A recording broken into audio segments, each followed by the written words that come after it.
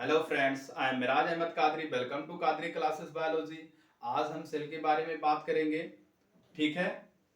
ये सेल में आपको 11th में भी पढ़ने को मिलता है, क्लास 9th में और बीएससी फर्स्ट ईयर में। ठीक है। अब इसके बाद में आज हम देखते हैं सेल, हिस्ट्री ऑफ सेल देखते हैं। ठीक है। तो हिस्ट्री ऑफ सेल को देखने से पहले सबसे पहले हम ये जानना जरूरी है कि अभी तक हम क्लास 9th में 11th में अब हम लोग यही पढ़ते हैं, हम लोग यही पढ़ाते हैं कि जो सेल होता है, सेल का खोज रॉबर्ट हुक ने 1665 में किया। ठीक है।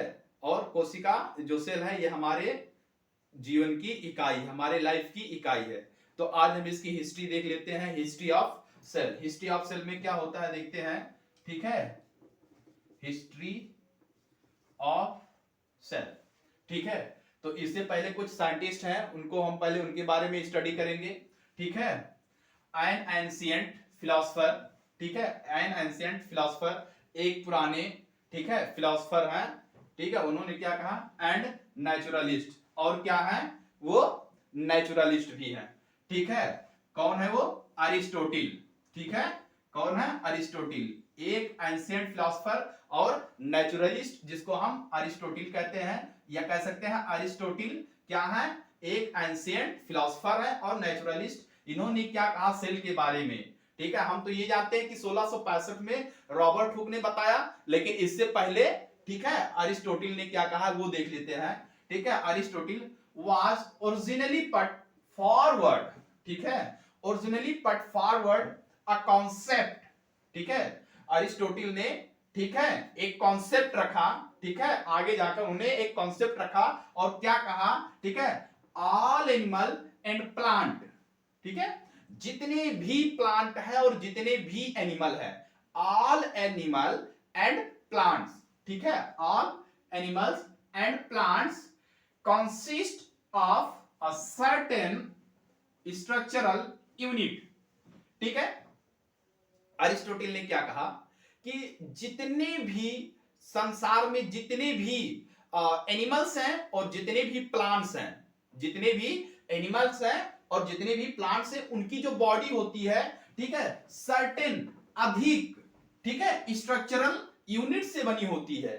क्या अरिस्टोटिल ने कहा कि संसार में जितने भी पौधे होते हैं और जितने भी जंतु होते हैं, इनकी बॉडी जो होती है, इनकी शरीर किसकी बनी होती है, स्ट्रक्चरल यूनिट की बनी होती है। लेकिन इन्होंने इन्होंने ठीक है, ये नहीं कहा कि सेल ये है। ठीक है। उन्होंने ये नहीं बताया कि सेल है ये।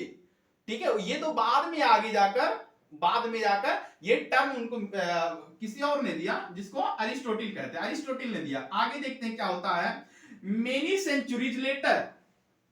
ठीक है ना। इससे पहले मैंने आपसे क्या कहा, इसको दिमाग में रखना जरूरी है। ठीक है, कि अरिस्टोटिल ने क्या कहा। अरिस्टोटिल का केवल इतना ही कहना है कि संसार में जितने भी जीव हैं तथा सॉरी जितने भी प्लांट्स हैं और जितने भी एनिमल्स हैं, ये स्ट्रक्चरली एक यूनिट से बने होते हैं। लेकिन इन्होंने सेल ये नहीं कहा कि ये सेल है। ठीक है। Can not given the name of the cell. इन्होंने सेल का नाम नहीं दिया। ठीक है। इन्होंने ये नहीं कहा कि ये सेल है। आगे देखते हैं तो ये नाम कब पड़ा। ठीक है। मेनी सेंचुरीज लेटर, कई शताब्दी, कई सेंचुरीज बीतने के बाद फिर क्या हुआ, for these unit a term, ठीक है, सेल। कई सेंचुरी बीतने के बाद, अरिस्टोटिल के कहने के कई सेंचुरी बीतने के बाद, ठीक है, ये जो टर्म है सेल, इसके बाद में आया। ठीक है ना, समझ में आया, कब आया, कई सेंचुरी बीतने के बाद, ठीक है, ये टर्म सेल आया। तो सेल क्या है, अगर हम बात करते हैं सेल क्या है, ठीक है, तो देखते हैं cell is a Latin word. क्या है, cell is a Latin word. ठीक है। सेल क्या है, लैटिन वर्ड। ठीक है, जिसका सेला होता है। ठीक है। अगर इसकी हम इंग्लिश देखते हैं तो क्या होता है, हॉलो स्पेस। क्या होता है, हॉलो स्पेस। हॉलो स्पेस को अगर हमें समझना है तो हम कह सकते हैं जैसे एक खाली कमरा हो। ठीक है। एक खाली कमरा हो। ठीक है। एक खाली कमरा हो, या कंपार्टमेंट भी कहा जा सकता है। क्या कहा जा सकता है, कंपार्टमेंट। जो वैगन क्या कहते हैं, जो बोगी होता है ना, ट्रेन की बोगी अगर हम देख लेते हैं, या एक कमरे की, एक कक्ष की बात कर लेते हैं, तो ये खाली होता ना, तो हॉलो स्पेस एक मेंबर से पूरा घिरा होता है। ठीक है, तो क्या कह सकते हैं, हॉलो स्पेस। ठीक है, हॉलो, हॉलो का मतलब होता है खोखला और स्पेस का मतलब होता है खाली स्थान। तो ये खोखला जो होता है, खोखला खाली स्थान, स्पेस का मतलब स्थान हो जाएगा, हॉलो का मतलब खोखला, खोखला स्थान हो जाएगा। या फिर इसको क्या कहते हैं, कंपार्टमेंट। क्या कहते हैं, कंपार्टमेंट कहते हैं। ठीक है ना, क्या कहेंगे, कंपार्टमेंट कहेंगे। ठीक है, आगे देखते हैं, was used by Robert hook. देखिए अब यहां बात आती है।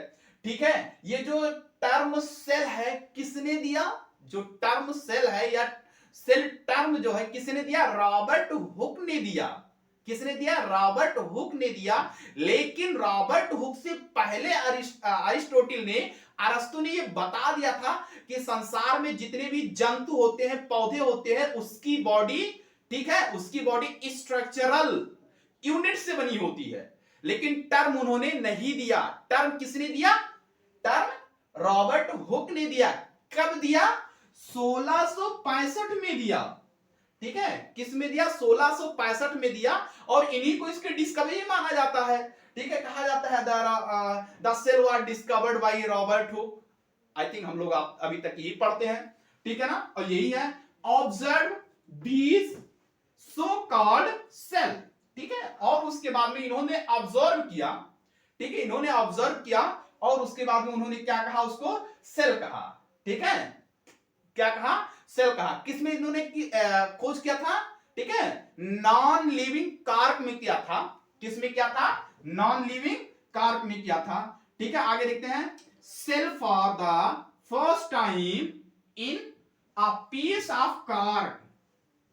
ठीक है, सबसे पहले रॉबर्ट हुक ने जब कोशिका का खोज किया, ठीक है, जब उन्होंने देखा और टर्म कोशिका दिया, ठीक है, तो किसमें किया था, कार्क में किया था। ठीक है, किसमें, piece of cork, piece of cork छाल लिया और उस पे उन्होंने स्क्रैच किया। स्क्रैच करके देखा होगा। ठीक है, किसके किसके द्वारा देखा, अंडर, किसके द्वारा देखा,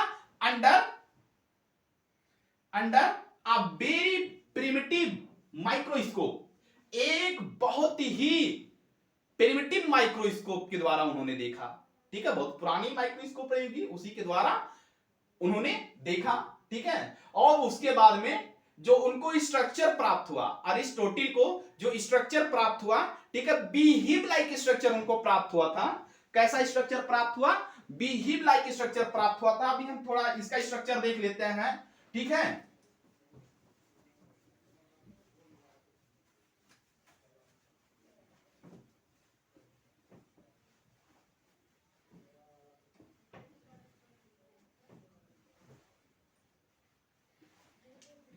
ठीक है, कैसा स्ट्रक्चर प्राप्त हुआ, बीहिव लाइक, मधुमक्खी के छत्ते, बी मतलब मधुमक्खी, है मतलब छत्ता, मधुमक्खी के छत्ते के जैसे संरचना उनको प्राप्त हुआ। कुछ ऐसा संरचना रहा होगा। ठीक है, रॉबर्ट हुक ने जो संरचना देखा होगा, आई थिंक जहां तक मुझे लगता है कि ऐसा रहा होगा। ठीक है, मधुमक्खी का छत्ता ऐसे होता है और मधुमक्खी के छत्ते के जैसे इनको ये संरचना प्राप्त हुई।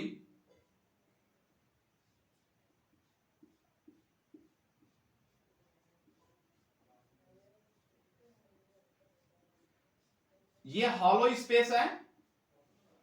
ठीक है, कैसा स्ट्रक्चर है, हॉलो स्पेस है, बीहिव लाइक स्ट्रक्चर। ठीक है, कैसा स्ट्रक्चर है, बीहिव लाइक स्ट्रक्चर, मधुमक्खी के छत्ते के जैसे उनको प्राप्त हुआ। ठीक है, किसमें देखा था, अंडर प्रिमिटिव माइक्रोस्कोप के द्वारा इन्होंने देखा, तो उनको कुछ ऐसा संरचना प्राप्त हुआ। ठीक है, किसमें देखा था, नॉन लिविंग कार्क में। किसमें देखा था, non living cork, non living cork में ये स्ट्रक्चर उनको कैसा प्राप्त हुआ था। ठीक है, बी हेड लाइक स्ट्रक्चर। ठीक है, बीहिव लाइक स्ट्रक्चर। अब देखिए इन्होंने क्या कहा कि हॉलो स्पेस होता है, जो इन्होंने सेल का बताया कि सेल लैटिन वर्ड जिसका सेला, ठीक है, हॉलो स्पेस होता है।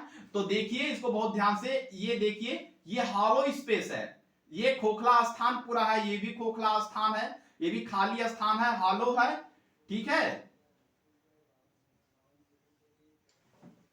ठीक है ना।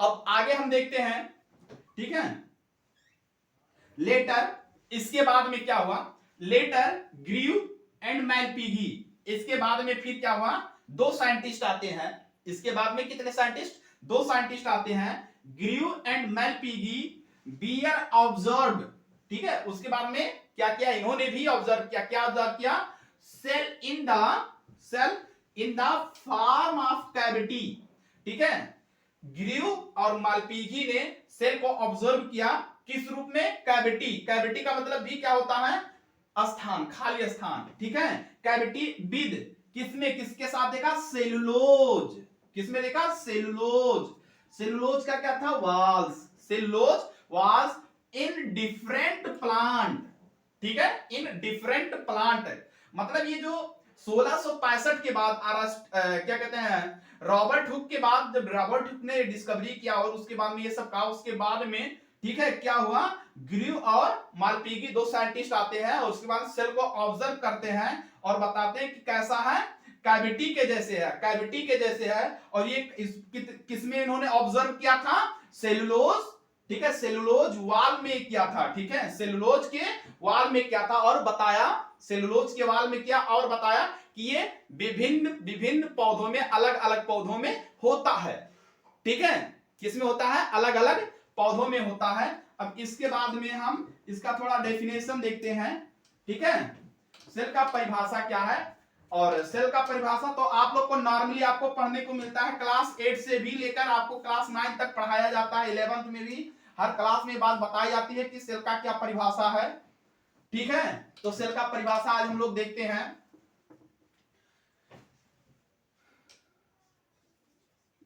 सेल इज अ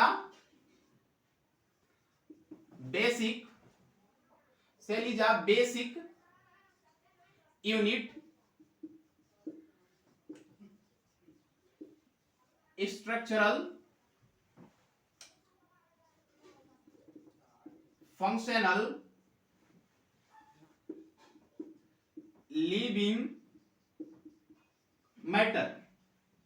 एक चीज और मैं बताना चाहता हूं कि जो रॉबर्ट हुक ने कोशिका का खोज किया, नॉन लिविंग में किया, इस बात को याद रखना, किसमें, नॉन लिविंग में, और लिविंग में किसने किया मैं बाद में बता दूंगा, ठीक है, अगली वीडियो में हम आपको बताएंगे, ठीक है, structural, living matter and semi permeable membrane, and semi permeable membrane is called cell,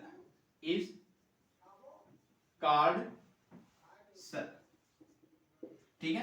क्या है, एक बात देख लेते हैं, cell is a basic unit, क्या है, सेल आधार है, इकाई है, किसकी इकाई है, स्ट्रक्चरल जो संरचनात्मक है, ठीक है, फंक्शनल जो क्रियात्मक भी है, ठीक है, लिविंग मैटर, ठीक है, जीवित पदार्थ, एंड सेमी परमेबल मेम्ब्रेन, और क्या है, अर्धपारगम्यता झिल्ली, क्या है, अर्धपारगम्यता झिल्ली है, और इसी को हम क्या कहते हैं, फाइनली हम सेल कहते हैं, ठीक है। सेमी परमेबल मेम्ब्रेन का मतलब होता है, सेमी परमेबल मेम्ब्रेन का होता है अर्धपारगम्यता झिल्ली, ठीक है, और कहीं कहीं मैंने बुकों में स्टडी किया सेलेक्टिव सेमी परमेबल मेम्ब्रेन, ठीक है, पहले ये क्या करता है, चुनता है, फिर उसके बाद में उसको अलाउ करता है जाने के लिए। मान लो सपोज दैट हमारी स्किन है, स्किन अगर कहीं पर चोट लग गया, स्किन पे अगर चोट लग गया तो मूव वगैरह लगाते हैं, उसके बाद में थोड़े टाइम बाद क्या होता है, हमको रिलीफ मिलता है, ठीक है, जो उसका असर होता है ना वो अंदर की तरफ जाता है। अब देखते हैं ना, बैक्टीरिया, वायरस, फंजाई और भी विभिन्न प्रकार के हानिकारक सूक्ष्म जीव, ठीक है, एटमॉस्फेयर में उपस्थित रहते हैं, लेकिन हम उसको अपनी नग्न आंखों से, अपनी खुली आंखों से हम देख नहीं पाते, ठीक है। तो क्या करता है, ये जो मेम्ब्रेन उसको सेलेक्ट करता है, ठीक है, और जो अच्छा होगा वो उसको अंदर जाने देगा, जो अच्छा नहीं होगा उसको जाने से रोकेगा। ठीक इसका अपोजिट हम देख लेते हैं, अंदर की तरफ से बात अगर हम देखते हैं तो अगर देखिए स्वेटिंग गर्मियों के मौसम में क्या होता है, स्वेटिंग जब होता है, ठीक है, जब स्वेटिंग होता है तो जो हानिकारक पदार्थ होता है ना वो स्वेटिंग के रूप में बाहर आ जाते हैं। लेकिन उसके साथ में अगर हम चेक करते हैं, पसीने को चेक करते हैं तो उसमें प्रोटीन्स या और कार्बोहाइड्रेट या और जो लाभदायक पदार्थ होते हैं, प्रोटीन, कार्बोहाइड्रेट, विटामिन, मिनरल्स, ये सब नहीं आते। ठीक है, क्यों नहीं आते, सवाल उठता है क्यों नहीं आते? क्योंकि हमारा जो सेल मेम्ब्रेन है, जो हमारा सेल मेम्ब्रेन है, जो हमारा सेल है क्या करता है, उसको सेलेक्ट करता है, हानिकारक चीजों को जाने देगा, लाभदायक चीजों को नहीं जाने देगा। ठीक है, तो इसका मतलब क्या हुआ, सेमी परमेबल मेम्ब्रेन। ठीक है, अर्ध पारगम्यता झिल्ली है। ठीक है, अर्ध पारगम्यता झिल्ली है। ठीक है, अब इसके बाद में हम नेक्स्ट वीडियो में सेल थ्योरी पढ़ेंगे। ठीक है, और वीडियो को लाइक करें, सब्सक्राइब करें। ठीक है, और पसंद हो तो शेयर भी करें। ठीक है, बेस्ट ऑफ लक।